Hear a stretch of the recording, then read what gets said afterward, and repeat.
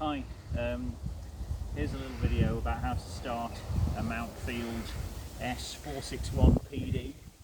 The first thing you need to check is the oil level, and you can unscrew the oil here, and if you unscrew it, just check that there's oil there, and you can also check to see whether it's black. If it's black, you should have changed it already.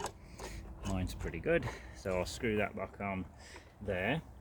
The next thing to check, make sure there's no grass around the petrol filler cap, and then unscrew that. If you do need to fill it up with petrol, it's best to use a filter, but you can see there's loads of fuel in there, so that's fine.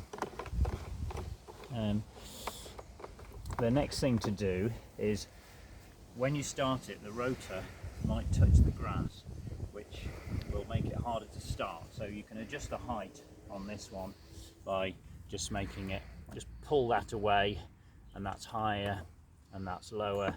So I'm just going to shove it on the highest height for now, just to make sure that it's well away from the grass, to make it easier to start. The next thing is, you have to consider the temperature of the engine. It's a pretty cold day today, so I'm going to put the choke on. If you don't know what a choke is, congratulations on being young.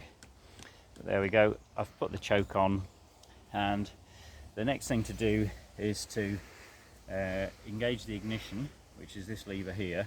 The other lever is the drive. On mine, the drive doesn't work because it came detached, the cable came off. The next service that will go back on. So I've engaged the ignition. I will in a minute, sorry. The real key to this, when you pull this to start it, it's important to start off slowly so you don't rip the cable off, and then as you pull all the way, so probably right out to about here, and it's this last bit that's key.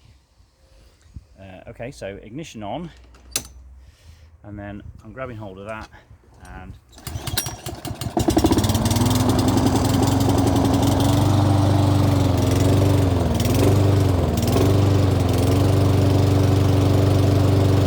so that's a bit less choke,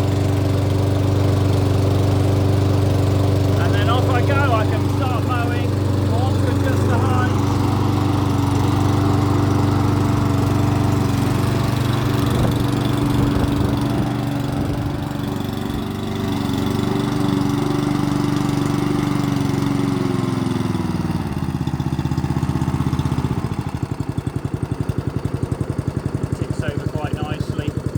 Stop it, I'll let go of the ignition lever, which is just there, and that's it.